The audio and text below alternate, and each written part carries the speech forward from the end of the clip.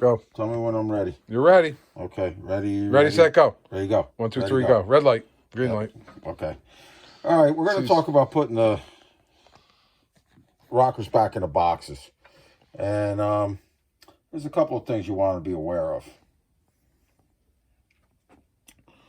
The first is these 4 washers. These guys go over here when they're assembled. Okay? They end up like this. Grab a rocker here.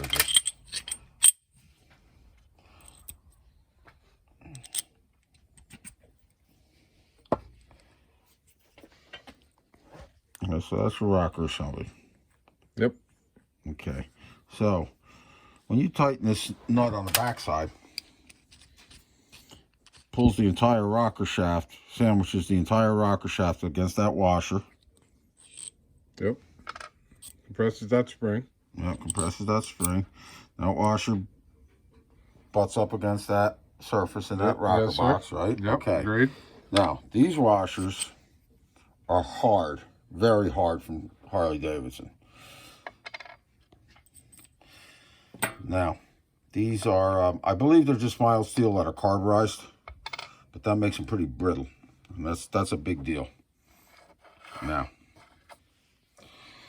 we're going to look at this washer pretty close. This is the worst, well, I shouldn't say the worst, but this is the pointy thing, look.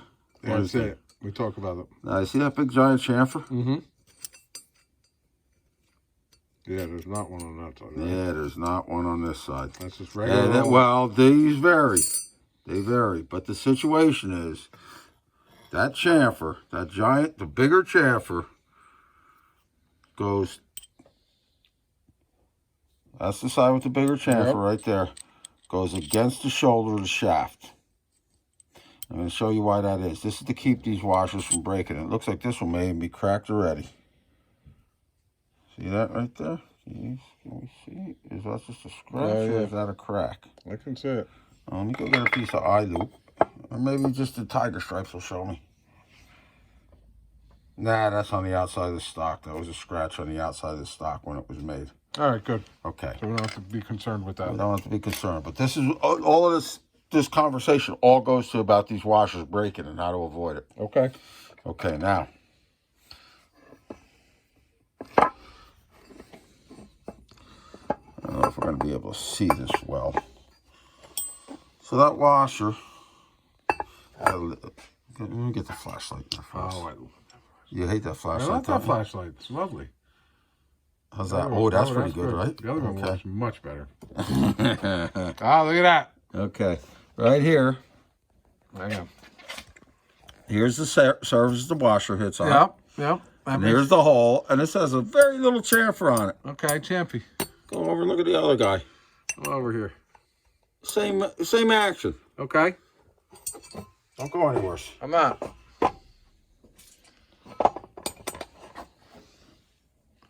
Pointy thing. Gigantic chamfer. Okay. See it? I do. Okay. Do you see it? Double gigantic chamfer. Look at how giant that is. Yeah, I see it. All right. You'll probably be able to get a better look at it if you fuck it. Yeah.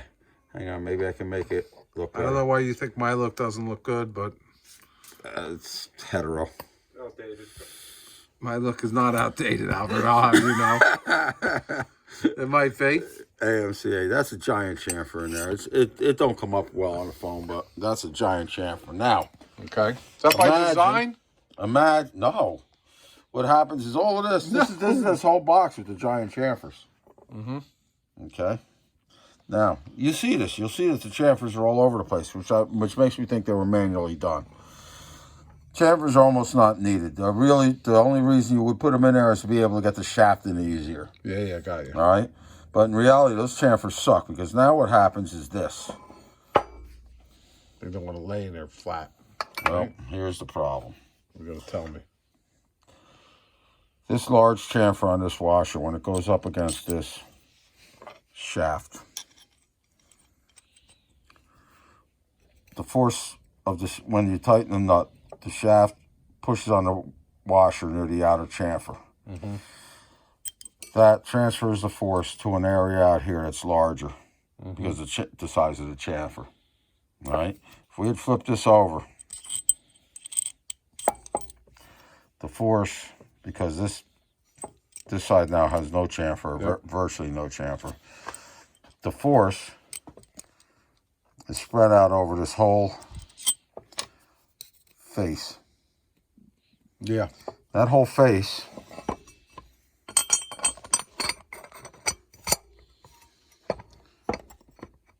is just about the size of that chamfer that's in there. Okay. Which means when you tighten that nut up, this washer is going to want to mush into that chamfer rather than sitting on the flat. So, if you put the big chamfer to the shaft, that moves the force further out and has less propensity to try to distort that washer into that chamfer, hence cracking that hard washer. Got you. All right? You need to know this when you put your boxes together. If all your boxes look like this one, where there's virtually no chamfer on it. Let me get the light now. Yep, let me get the light now. See if I can figure out how to work a flashlight. I got it. See that box got virtually no chamfer in it right here. Very small. All right. This is superior. We like them like that. We don't like them the other way, but you get what you get. Okay.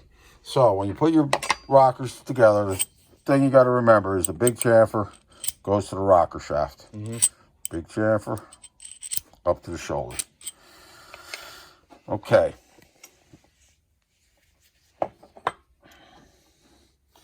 These guys are not just regular washers. These are these. Yep. All right. They go over here. Obviously. These guys are soft, supposedly. This is a Colony Repop set. These things are supposedly pretty soft, and they should be. That acts as a sealing washer. All right? The reason this cap is on the end is so any oil that comes down this, that migrates past the washer, down this shaft, to this outside surface of this guy, that's going to seal it in. But it can still continue on through the threads, up into the nut. That's why these things got a cover on them. Keeps the freaking oil from coming through the nut and dribbling out. All right, so that's how all of that goes. If you haven't figured it out by now, I'm going to recommend that you stick with the springs. Not put those dopey spacers in there like it's a shovel head. All right. But I heard somewhere that the spacers are better. Well, I read it on the internet, so it must be true. It must be true then. Okay, they couldn't put it on the internet if it wasn't true. That's what I heard. Okay. Next things. Gaskets or no gaskets? Harley used no gaskets until 1970. All the 1970 and up bikes came with gaskets.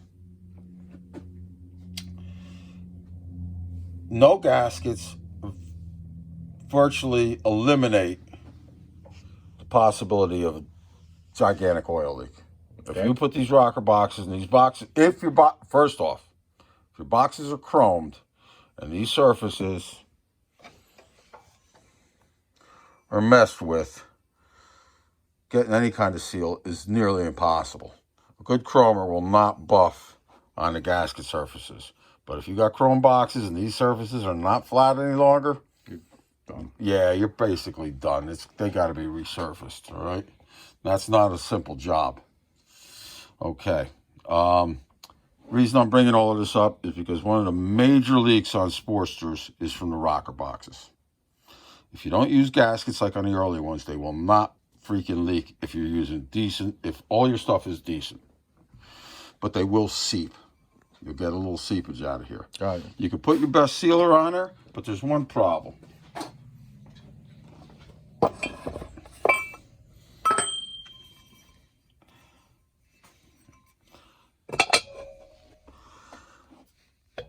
this, when you go right, for you guys who don't have a horn or anything impeding your ability to get your hand in here when you're riding down the street, you can ride down the street.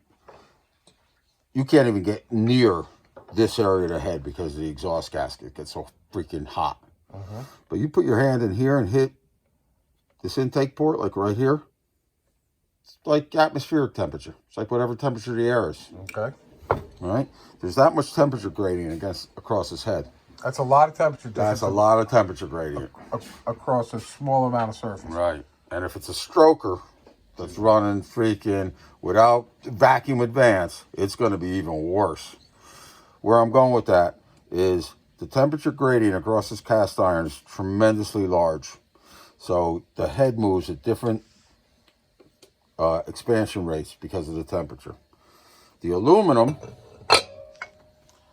when it's bolted directly to the head, acts sort of as a heat sink. It kind of solves that problem to a certain extent.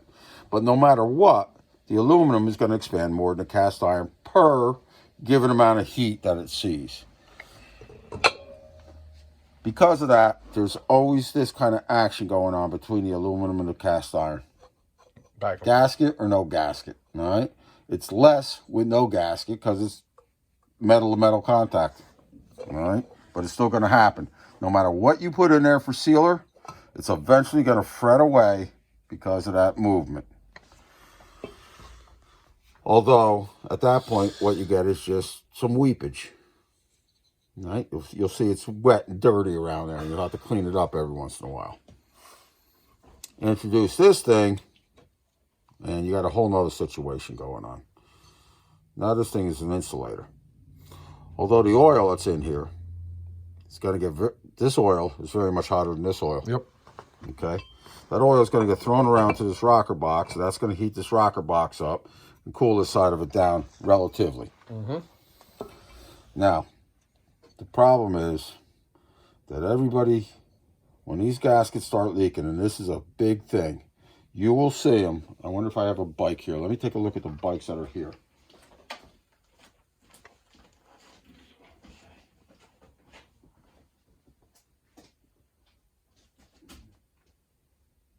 These ones look pretty good.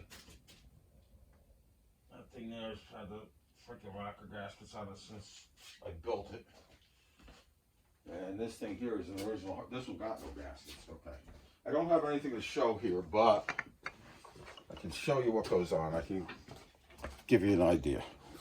Now,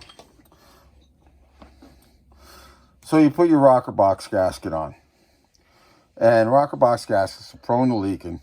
And what guys do is they decide they're going to put their goop on it to solve that. Okay. And usually it's some kind of RTV silicone, which is the exact worst stuff you can use. You see bikes with RTV silicone or bikes that have the silicone beaded gasket on them. What you'll notice is that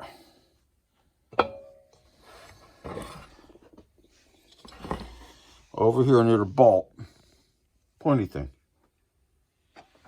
Where's point? Oh, it's hiding. You'll see the gasket starting to split open here. For some reason, that silicone tends to force these gaskets to spread apart and fail. Okay? And the tighter you make them, the worse and worse it does that. Well, for at least everybody, that's the first thing they want to do is tighten it up. Yeah. Well, not so much that, but what I'm getting at is virtually every bike that I've ever had to fix, I had bad rocker gaskets that the owner was like, I just did that job like 500 miles ago, 1,500 miles ago. I look and I can see freaking silicone everywhere. Yeah. All right. Now, if you guys listen to most of what I talk about with gaskets, I'm not a big fan of any kind of sealer on a gasket. The only thing I ever put on a gasket is either anti-seize or grease, or I put them on dry. Oil pump gaskets have been sitting around for 100 years. You have to soak those in water to get them, not to unshrink them. Where I'm going with all of this is I'm trying to address this continual rocker box leaking situation. couple of things to talk about above what I've spoken about so far. Now, back in the day, these were James gaskets. These James gaskets I'm buying nowadays are a freaking farce compared to what they used to be. All right. What was his name? Jimmy Frank, I think it was his name. Was the guy who originally started James Gaskets. And that kid was a freaking gasket whiz. All of the gaskets back in this around the early 80s when they first started coming out, they were exact copies of the Harley ones. The materials were the same. The punches looked to be the same. They were freaking virtually identical. And that was a great thing. Then he also decided that there's some people who didn't like the Harley gaskets for whatever reason. He would make his own versions. This is the OEM. This is our improved version. That's how all of that stuff with the beads, silicone beads started coming out. I think he did that before Harley Davidson. All right? I'm not a big fan of those silicone beads. But where I'm going is these gaskets from James now, they're 10,000 thicker than they used to be. All of these gaskets I get from James now are made out of 2 or 3 different kinds of paper where, I guess, to keep the cost down. But back in the day, there had been 8 or 10 different materials. The oil pump gaskets were right. The oil pump gaskets were those little onion skin guys. They were like 3,000 or 4,000. They're not like that no more. All right, now they're 10,000s. Now 10,000s on your oil pump is a big deal. The derby cover gaskets for dry clutch. They were exactly like the later Harley ones, which were graphite on one side. Now you get them, they're just the same paper as these things. Got you. All right? They're just not the same gaskets they used to be. The thicknesses were the same from Harley to James. All that stuff is gone now. All right? But these are still, comparatively, the best thing you can get. They're just not as good as they used to be. Sound like anything else that any Sportster guy doesn't know? All right, so we've discovered now that these things leak because of the movement between the box and the head. Now the gasket has to deal with that movement. Anything that you put on here that allows this gasket not to bond to the head and to the rocker box is going to allow movement between the two of them, between the 3 of them. Yep. All right. How long do you think when you've got something tightened down, you start moving it back and forth like this before it just breaks down and squeezes out? Squeezes out. Yep. All right. That's what happens. Now, if you put them on dry, they actually will, over time, bond to here and bond to here, which means that differences in the expansion rate is taken up in the gasket. The gasket has to do this. It's only a matter of time until that breaks the gasket down. But that matter of time is going to be much longer than if there's some kind of goop on them. Sure. All right. For a lot of my own bikes, I will coat these things with anti-seize, which allows them not to break down nearly as quick, but they will seep a little bit as if there's no gasket on them. All right, for high performance bikes, I still go with no gasket, unless the guy's got to be like, this bike's got to be spotless. Then we've got to use gaskets, and we're just going to have to replace them when it's time to replace them. Now, another thing you guys will notice, when you realize your gaskets are shot, you're going to have to go and replace them. You go and you get in there, and when you go to loosen this bolt up, the short little one, you're going to find out it's probably loose, even though it was tight when you put it together. Then when you take the freaking bike apart, you're going to notice this little gasket here. It's gone. It's gone. Doesn't exist any longer. That's because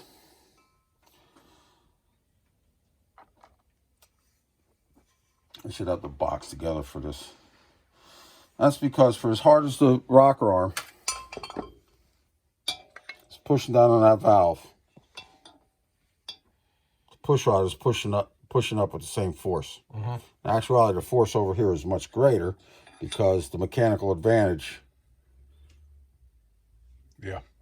is much greater. There's a lot of force over here. That force gets transferred into, let's move this guy around. Gets transferred into this side of the rocker box. Right here. Ends up right here. What's holding that side of the rocker box down? That one bolt. Yep. That one little bolt there. Okay?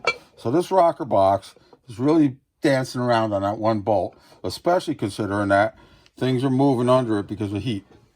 Right? And the difference is the heat. The rocker box has a much less differential heat than the cylinder head does.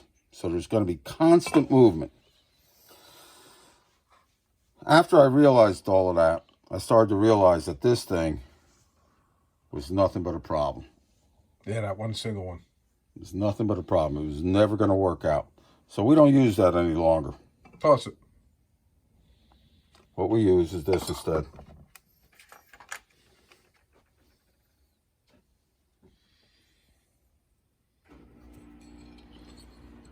A hard metal shim, a couple of thousand skinnier than the actual gasket. So there's something under So there. that, because this has got, there's no oil here. So this is a solid connection. And that makes up the height difference. That makes up the height For the difference. gasket. For the gasket. Understood. Now, I have just left this gasket out. And I've had better luck with it than if I put it in. So if you guys got no ability or no, if you guys can't get a shim under there, I actually advise you to rip this thing off of your gaskets and not use it. Just run that freaking box down. Okay, so now what we're going to do is we're going to put everything together here. This is all basically the reverse of disassembly. Make sure everything's oiled. Make sure all your oil passages are open like we spoke about in the very first video with the rocker boxes. Make sure all your threads are good.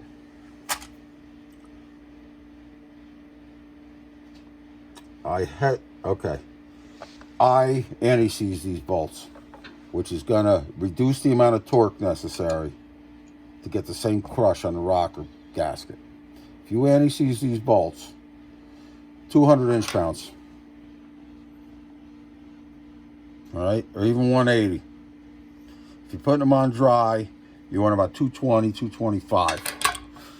So 225 is just a smidgen over 18 foot-pounds.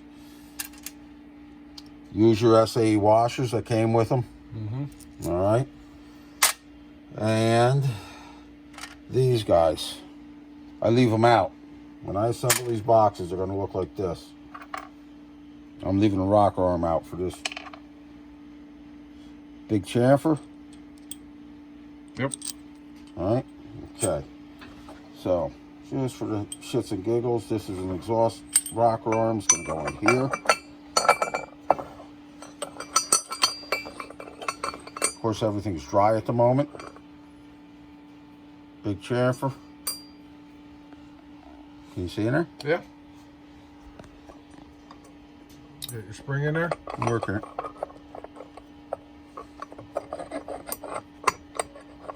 It wasn't really a question. It was more of a get your spring in there. Get, Not for you. got it. Okay. Look at that. Now, notice when it goes all the way over, push rod's right in the center of the box, just where it's supposed to be. Okay.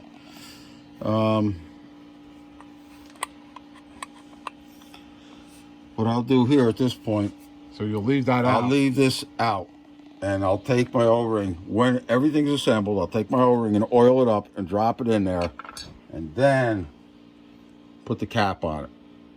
Okay. All right. The only other thing I do is I take a good high quality freaking grease, usually that red slimy shit, and I put it on the interface between the rocker pads. All right, because it's going to take a minute for oil to get up there once we fire it up. Okay, now the other thing that you do need to know, the last thing you need to know is if you have a box with these giant chamfers in it, which you may, you have to be careful when you're tightening up the nut out here. If you hear something crack, take it back apart, because I'll guarantee you that the hardened washer is broken. All right. All right, so that pretty much covers us with all of that. Boxes that have very little chamfer, you can go pretty ape if you want on the nuts. But the ones with giant chamfers, you got to use your discretion on that. All right. Okay, so I guess that covers it. All right. All right. We'll put these boxes on his heads, and the only thing to see there is it's all going to be assembled. At that point, where the hell are we going to be over here, Sochi? We're going to be... We can, at that point, I think what we do is we, oh,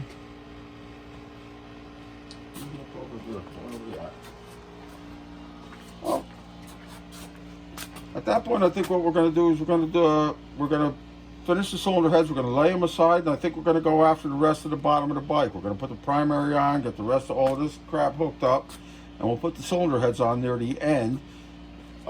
This way we can crank the motor over to do the valve adjustments and move the pistons up and down to get the heads on. And well, yeah, like I said, I think the heads are going to be one of the last things we'll assemble, and then we'll make a video showing how to align the intake manifold. So the next videos will be up.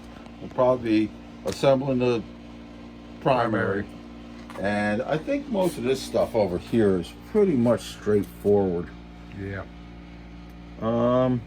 There might be a little stuff going on with that seal I want to show, with the seal that's going to go here. But other than that, I think Oil line routing, maybe. We'll show you some. Well, I think all of that's just logical. I think guys can figure all of that out. Yeah, I think that covers us. All right. That's going to be enough for this weekend. Very good.